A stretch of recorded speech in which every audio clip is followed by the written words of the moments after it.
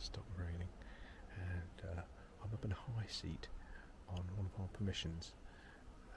It's probably about 7:30, so there's a couple of hours to go before things start getting interesting. We had a call from the owner last night through one of our people we shoot with saying he'd seen some really big deer up here.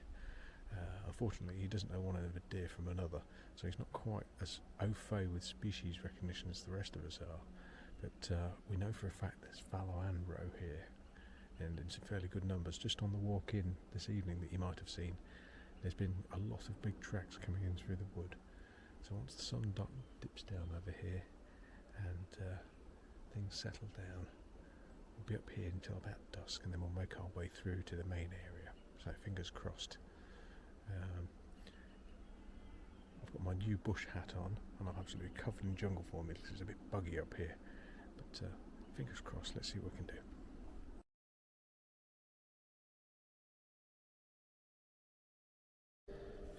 Well, this is how the evening ends.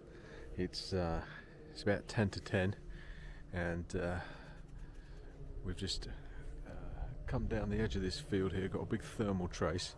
Looks quite light at the minute, but it isn't. It's actually just on last knockings. By the time I get back to the car, it'll be dark.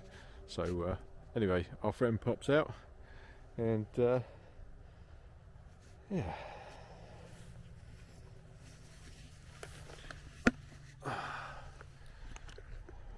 One row, nicely done.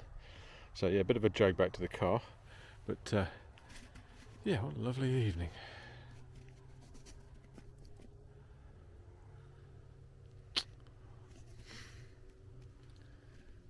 Right, this is going to be one of those clips, I'm afraid.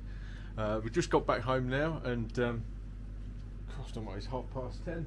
So yep, this is going to be the how we skin and gralloch a deer. This one is on the YouTube, not for children, because apparently people get squeamish about that when they find out where meat comes from. So, without further ado, let's get a knife on, let's get a beer on, let's get some gloves on, and let's get cracking.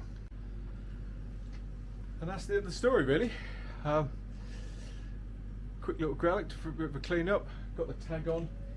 20 kilos shot, so it's just a little row. 11 after we're all cleaned up, and yeah. Went in probably just under the armpit, just there. But she was quartering away, so it's kind of come out the back. See the path of the travel going through there. So yeah, I lost a bit of meat damage probably on there, but that's just going to get turned into mince anyway. So yeah, that's off to the David tomorrow, and we're back in the meat business again.